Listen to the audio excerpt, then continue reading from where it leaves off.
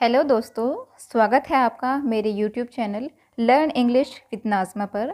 और आज मैं फिर हाज़िर हूँ आपके लिए एक नई स्टोरी लेकर। और दोस्तों, आज जो स्टोरी मैं आपके लिए लेकर आई हूँ ये एक बहुत ही मज़ेदार कहानी है। ठीक है, सुनकर आपको बहुत मज़ा आएगा, एक नई सीख भी मिलेगी। इसके अलावा इस स्टोरी में आपको बहुत सारे नए वर्ड मीनिंग भी देखने को मिलेंगे। तो कोशिश करिएगा कि अपने साथ में पेन और नोटबुक ज़रूर रखिएगा। जो भी स्ट्रक्चर, जो भी वर्ड आपको नया लगे तो साथ साथ उस वर्ड को और उसके मीनिंग को अपनी नोटबुक में नोट करिएगा। ठीक है, तो चलिए शुरू करते हैं हमारी आज की कहानी। सबसे पहले हम कहानी का टाइटल देख लेंगे। तो हमारी कहानी का टाइटल है the cobra and the monk. ठीक है, कोबरा, कोबरा का मतलब होता है सांप। ठीक है, सांप। और द मोंक, मोंक ये एक नाउन है, इसका मतलब होता है साधु या फिर सन्यासी। तो क्या मतलब हुआ हमारे शीर्षक का कि सांप और सन्यासी। ठीक है, तो चलिए शुरू करते हैं हमारे आज की story. On the outskirts of a village there stood an ancient banyan tree. क्या मतलब हुआ? आउटस्कर्ट, आउटस्कर्ट का मतलब होता है सीमा या फिर सरहद। स्टूड का मतलब होता है खड़ा होना या खड़ा था। ठीक है, एंशिएंट होता है प्राचीन, बनियन ट्री यानी बरगद का पेड़। अब मीनिंग देखते हैं पूरी लाइन का। On the outskirts of a village यानी गांव की सरहद पर, there stood an ancient banyan tree, वहाँ पर क्या था? एक प्राचीन बरगद का पेड़ था। Shepherds who came to graze their cattle never dared to go near it. Shepherds, shepherds होते हैं चरवाहे, ठीक है, या गडरिए जो पशुओं को चराते हैं, उन्हें बोलते हैं शेफर्ड्स। ठीक है, who came to graze, graze का मतलब होता है चराने के लिए किसे। देयर कैटल, कैटल होता है पशु। ठीक है, पशुओं को चराने के लिए शेफर्ड जो चरवाहे थे, जो कि अपने पशुओं को चराने के लिए जाते थे वहाँ। नेवर डेयर्ड, डेयर का मतलब होता है हिम्मत करना। ठीक है, टू गो नियर इट, वे कभी भी उसके नज़दीक जाने की हिम्मत नहीं करते थे। किसके नज़दीक? उस प्राचीन बरगद के पेड़ के पास। ठीक है, आगे देखते हैं। Under the tree was the home of a cobra. Under the tree यानी पेड़ के नीचे, वॉज यानी था, द होम घर, किसका घर था वहाँ पर? अ कोबरा यानी एक सांप का वहाँ पर घर था, एक कोबरे का घर था वहाँ पर। It was fierce and never spared anyone who passed by. Fierce ये एक एडजेक्टिव है, इसका मतलब होता है खूंखार। ठीक है, एंड नेवर स्पेयर्ड, स्पेयर्ड का मतलब होता है बख्शना या छोड़ना। ठीक है, एनीवन किसी को भी, हु पास्ड बाय का मतलब होता है जो भी वहाँ से होकर गुजरता है। इट वॉज फियर्स, वह खूंखार था, and never spared anyone who passed bye, और वो जो भी वहाँ से होकर गुजरता था उसे वो नहीं छोड़ता था। ठीक है, आगे देखते हैं। One day a monk came by.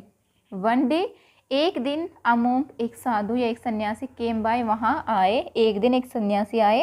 He was very near to the cobra's Dane.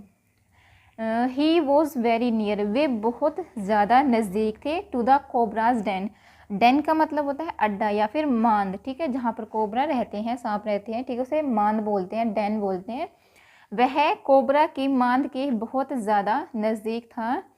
The shepherd's cold allowed, ALOUD ये आएगा यहाँ पर। ठीक है, अलाउड एंड वोन हिम। द शेफर्ड्स जो चरवाए थे, कोल्ड अलाउड उन्होंने ज़ोर से चिल्लाया, एंड और वोन, वोन का मतलब होता है चेतावनी, और ये वोन की सेकेंड फॉर्म है वोन हिम, और उसे चेतावनी दी। चरवाहों ने ज़ोर से चिल्लाकर उसे चेतावनी दी। But the monk walked past without a care. ठीक है, क्या मतलब हुआ? लेकिन द मोंक जो साधु थे, वॉक्ड पास वो वहाँ से होकर गुजरे, विदाउट अ केयर यानी बिना परवाह किए वे वहाँ से होकर गुजरे। ठीक है, आगे देखते हैं। The hissing cobra soon came out. The hissing cobra, hissing का मतलब होता है आवाज़ करने वाला या फुफकारने वाला। ठीक है, जैसे सांप या कोबरा फुफकारते हैं ऐसे। सून केम आउट यानी जो कोबरा था वो फुफकारते हुए तुरंत बाहर आया। It's hood spread wide. Hood का मतलब होता है फन, ठीक है। स्प्रेड यानी फैला हुआ, वाइड यानी चौड़ा। उसका जो फन था वो बहुत चौड़ा था और फैला हुआ था, ठीक है। आगे देखते हैं। The monk turned around calmly, raised his hand and chanted a mantra. The monk जो साधु थे, turned around वे मुड़े, calmly, calmly का मतलब होता है शांति से, ठीक है। ये एक एडवर्ब है, ठीक है। रेज्ड हिज हैंड उन्होंने अपना हाथ उठाया, रेज का मतलब होता है उठाना, एंड चैंटेड, चैंटेड का मतलब होता है जाप करना, अब मंत्र, और उन्होंने एक मंत्र का जाप किया। पूरी लाइन का क्या मतलब हुआ कि जैसे ही कोबरा बाहर आया, साधु तुरंत मुड़े, मतलब धैर्य के साथ या शांति के साथ, और उन्होंने अपना हाथ उठाकर कुछ मंत्रों का जाप किया। Instantly the cobra lowered its hood and lay as harmless as an earthworm. क्या मतलब हुआ? Instantly यानी तुरंत ही, द कोबरा जो सांप था, लोवर्ड यानी उसने झुका लिया, इट्स हुड यानी अपना फन, तुरंत ही कोबरा ने जो है वो अपना फन झुका दिया, एंड और ले यानी वो पड़ गया या गिर गया, एज हार्मलेस, हार्मलेस का मतलब होता है हानि रहित, ठीक है। एज एन अर्थवोम, अर्थवोम होता है केंचुआ। क्या मतलब है पूरी लाइन का कि जैसे ही, मतलब साधु ने कुछ मंत्रों का जाप किया हाथ उठाकर, तुरंत ही कोबरा ने अपना जो फन था उसे नीचे कर लिया और वो ऐसे पड़ गया, ऐसे लेट गया जैसे कि हानि रहित, जैसे कि एक अर्थवोम होता है, जैसे कि एक केंचुआ होता है, इस तरह से वो लेट गया या पड़ गया, ठीक है। The monk said, "Leave this life of violence." The monk said, साधु ने कहा, leave यानी छोड़ दो, this life इस जिंदगी को या इस जीवन को, of violence, violence का मतलब होता है हिंसा, ठीक है। क्या कहा साधु ने कि हिंसा के इस जीवन को छोड़ दो या त्याग दो। Love God and always chant his name. Love God यानी भगवान से या प्रभु से प्यार करो, एंड ऑलवेज और हमेशा, चैंट का मतलब होता है जपो, हिज नेम उसका नाम। क्या कहा साधु ने कि हिंसा के जीवन को छोड़ दो, भगवान से प्यार करो और हमेशा उसके नाम का जाप करो। द कोबरा फेल्ट ट्रांसफॉर्म्ड, ठीक है। द कोबरा ने, जो सांप था, उसने फेल्ट यानी महसूस किया, ट्रांसफॉर्म ये एक एडजेक्टिव, इसका मतलब होता है परिवर्तित हो जाना, ठीक है। जो कोबरा था वो परिवर्तित हो गया, उसने ऐसे महसूस किया। उसने क्या कहा फिर, I will do as you say, he said. I will do यानी मैं करूँगा, एज यू से जैसे तुम कहते हो मैं वैसा ही करूँगा, ही सेड उसने कहा, कोबरा ने कहा। आगे चलते हैं। Day passed and the cobra continued chanting the name of the God. क्या मतलब हुआ? डेज पास्ट यानी दिन गुजरते गए या ठीक है, एंड और द कोबरा कंटिन्यूड, कोबरा ने जारी रखा, चैंटिंग यानी जाप करना, द नेम ऑफ गॉड यानी भगवान का नाम का जाप करना उसने जारी रखा कोबरा ने। Gradually he forgot the world around him and was always engrossed with the thought of God। क्या मतलब है? ग्रेजुअली, ये जो है ये एक एडवर्ब है जिसका मतलब होता है धीरे धीरे, ठीक है। धीरे धीरे ही फॉरगॉट वह भूल गया, द वर्ड संसार को, अराउंड हिम जो उसके आसपास था, ठीक है। एंड और वॉज ऑलवेज यानी वह हमेशा रहता था, एंग्रोस्ड ये एक बहुत अच्छा वर्ड है, इसका मतलब होता है लीन हो जाना किसी चीज़ में, ठीक है। ये एक एडजेक्टिव है। With the thought of God यानी भगवान के विचार में वह हमेशा लीन रहने लगा और अपने आसपास का जो संसार था उसे वो धीरे धीरे भूल गया, ठीक है। He stopped hunting and day by day became thin and gaunt. क्या मतलब हुआ? ही स्टॉप्ड उसने रोक दिया, हंटिंग यानी शिकार करना उसने बंद कर दिया, एंड और डे बाय डे यानी दिन प्रतिदिन, बिकेम थिन वह पतला हो गया, एंड गोंट और दुर्बल। क्या मतलब है पूरी लाइन का कि उसने शिकार करना छोड़ दिया और दिन प्रतिदिन वह बहुत ही ज़्यादा दुबला पतला और दुर्बल हो गया, ठीक है। आगे देखते हैं। The cow hertz on seeing the cobra lying lifeless outside his home mistook him to be dead। क्या मतलब हुआ? द कोहार्ड्स यानी जो चरवाए थे, ऑन सीइंग यह देखकर, द कोबरा लाइंग लाइफलेस यानी कि जो कोबरा था वो पड़ा हुआ था निर्जीव, ठीक है, आउटसाइड हिज होम यानी उसके घर के बाहर। चरवाहों ने क्या देखा कि जो कोबरा था वो अपने घर के बाहर निर्जीव पड़ा हुआ था। ये देखकर, ठीक है, मिस्टूक हिम टू बी डेड, मिस्टूक यानी गलती से, यानी उन्हें गलत फहमी हो गई। क्या समझा उन्होंने कि वो मर गया, डेड यानी मर गया, ऐसे उन्हें गलती हुई, उन्हें महसूस हुई, गलत फहमी हुई। They tiptoed close to it and started hurling stones. They यानी वे, जो चरवाहे थे, टिपटॉयड, टिपटॉयड का मतलब होता है चुपके चुपके, दबे पाँव, ठीक है, क्लोज टू इट उसके नज़दीक गए, ठीक है, विद दबे पाँव धीरे धीरे चुपके चुपके उसके नज़दीक गए। And started hurling stones, started यानी उन्होंने शुरू किया, हर्लिंग होता है स्टोन यानी पत्थर फेंकना, हर्लिंग का मतलब होता है फेंकना, ठीक है, और उन्होंने पत्थर फेंकने शुरू किए। But the poor cobra did not retaliate, लेकिन जो बेचारा कोबरा था, डिड नॉट रिटालिएट, उसने इस पर कोई प्रतिक्रिया नहीं की। रिटालिएट का मतलब होता है प्रतिक्रिया करना, ठीक है। इस स्टोरी में आपको बहुत बहुत बहुत सारे नए वर्ड मीनिंग मिले हैं, ठीक है, तो प्लीज़ इन सबको नोट करिएगा, ये आपके बहुत काम आएंगे, ठीक है। क्या क्या? कोबरा ने कोई भी प्रतिक्रिया नहीं की, ठीक है। When the creature didn't move a bit one of the cowherds gathered courage. क्या मतलब हुआ?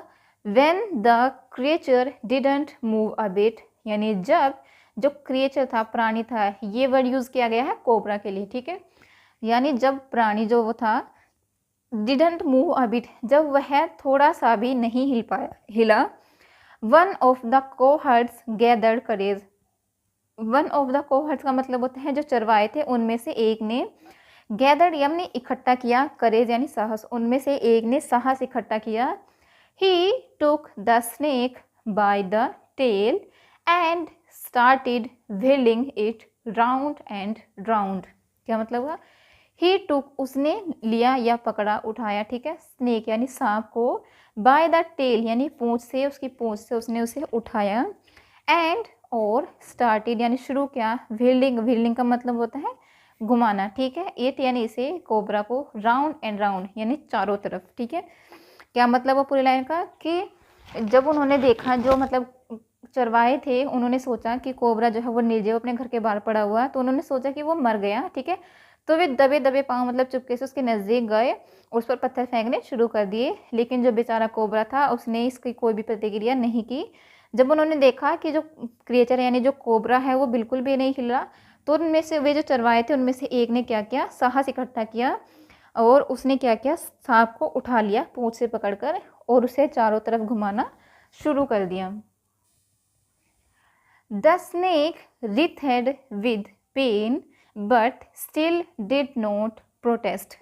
द स्नेक जो सांप था, writhed, writhed का मतलब होता है तड़पना, ठीक है, जो सांप था वो तड़प रहा था विद पेन दर्द से, ठीक है, बट लेकिन, still did not protest, protest का मतलब होता है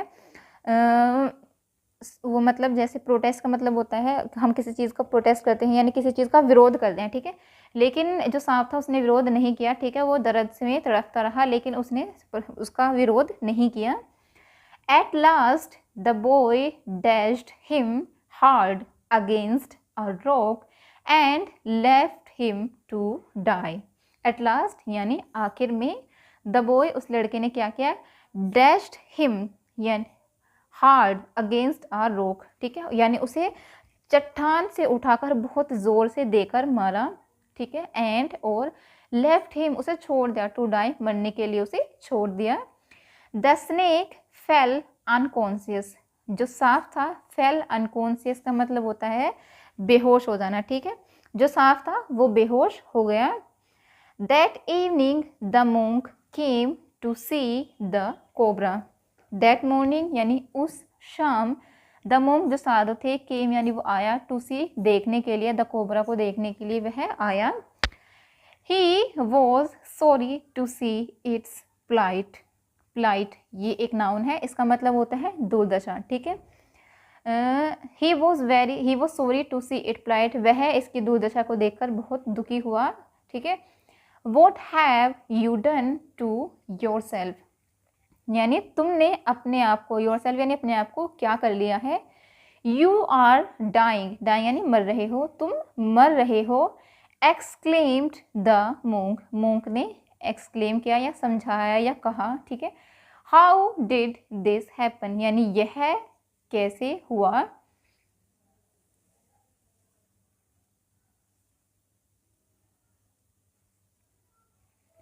I have left violence, क्या मतलब हुआ। वायलेंस का मतलब होता है हिंसा, ठीक है। मैंने हिंसा छोड़ दी है। लीव, ये लीव की थर्ड फॉर्म है, लीव, लेफ्ट, लेफ्ट, सेकेंड भी कह सकते हैं आप, ठीक है। यहाँ पर थर्ड है क्योंकि हैव के साथ वर्ब की थर्ड फॉर्म यूज हुई है, ठीक है। आई हैव लेफ्ट वायलेंस, मैंने हिंसा छोड़ दी है।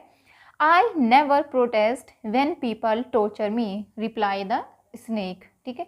आई नेवर प्रोटेस्ट यानी मैं विरोध नहीं करता बिल्कुल भी। व्हेन पीपल, जब लोग जो हैं, टॉर्चर मी, जब लोग मुझे टॉर्चर करते हैं या तंग करते हैं तो मैं उनका विरोध नहीं करता। रिप्लाई द स्नेक यानी सांप ने उत्तर दिया। द मोंक देन सेड, जो साधु थे उन्होंने तब कहा। It's nice to see that you have overcome anger. Overcome ये एक नया वर्ड आपके लिए, इसका मतलब होता है किसी चीज़ पर काबू कर लेना, ठीक है। और एंगर का मतलब होता है गुस्सा, ठीक है। तो साधु ने क्या कहा कि इट इज़ नाइस, ये है अच्छा, यह देखकर अच्छा लगा, टू सी, ठीक है, दैट कि यू हैव ओवरकम एंगर, यानी तुमने जो है अपने गुस्से पर काबू कर लिया है। But I had asked you not bite anyone, क्या मतलब हुआ। लेकिन आई हैड आस्क्ड यू, मैंने तुम्हें कहा था, नॉट बाइट एनीवन, किसी को भी काटने के लिए मैंने नहीं कहा, ठीक है।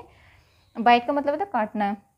आई didn't tell you not to hiss, मैंने तुम्हें ये नहीं कहा था कि तुम हिस भी ना करो, यानी तुम फुफकारो भी ना, ठीक है, लोगों को डराओ भी ना, ठीक है। ये इस लाइन का मतलब है। Although you must not harm others, although यानी हालांकि, you must not harm others, harm का मतलब होता है हानि पहुंचाना, अदर्स यानी दूसरों को। हालांकि तुम्हें, मस्ट का मतलब होता है ज़रूर, ठीक है, हालांकि तुम्हें दूसरों को हानि नहीं पहुंचानी चाहिए। You need to scare people away who want to harm you. You need यानी तुम्हें ज़रूरत है, to scare people लोगों को डराने की, away उन्हें दूर रखने की, who want यानी जो चाहते हैं, to harm you तुम्हें नुकसान पहुंचाना। harm का मतलब होता है नुकसान पहुंचाना। क्या कहता है साधु कि तुम्हें लोग, दूसरे लोगों को नुकसान नहीं पहुंचाना चाहिए, हानि नहीं पहुंचानी चाहिए, लेकिन जो भी तुम्हें हानि पहुंचाने की कोशिश करते हैं उन्हें तुम्हें डराने की ज़रूरत है, ठीक है। तो ये थी हमारी आज की स्टोरी। मैं उम्मीद करती हूँ कि आपको हमारी आज की स्टोरी बहुत बहुत अच्छी लगी हो। अगर आप किसी भी तरह का कोई सजेशन देना चाहते हैं तो प्लीज़ आप हमें कमेंट के माध्यम से बता सकते हैं, ठीक है। And apart from this, do let me know if you have any type of suggestion, any type of feedback, and whenever you send me any message, whenever you comment, I always try to respond them and I always learn from them, because that your feedback is very very valuable for me. Your suggestions, your valuable feedback can improve me, can improve the quality of such videos, because whenever I bring a new video for you, my intention is that, or you can say my main goal is that I always try to bring a story where I can cover most of the grammar chapters, okay. And that's why I always want to know that you guys are getting any benefit of such videos or not, because if you do not get any benefit, then what's the point of making more videos. So guys, let me know if you are learning or not. Apart from this, that I have this request that whenever you watch my channel, whenever you watch my videos, not only my videos, but whenever you watch any other videos where you are telling where they are telling you about the vocabulary, so it's my humble request that always try to keep a note with you, keep a pen and paper with you, so that you can make a note of all those vocabulary. Because guys, you need to understand that vocabulary is very very important, because if you do not remember them, it is not easy to speak in English, because whenever you need to make a new sentence, you need to have a good vocabulary. And if you do not have the knowledge, if you do not have the sound knowledge of vocabulary, you will not be able to speak in English, you will not be able to become fluent in English. So it's better that whenever you get a chance, that you try to learn new vocabulary, because if you learn new vocabulary it will definitely improve you a lot, and very soon that you will have good collection of word meaning, and it will help you to improve your English and your speaking skills. So guys, again thank you so much for listening my videos, ठीक है, and thanks again and thanks for watching.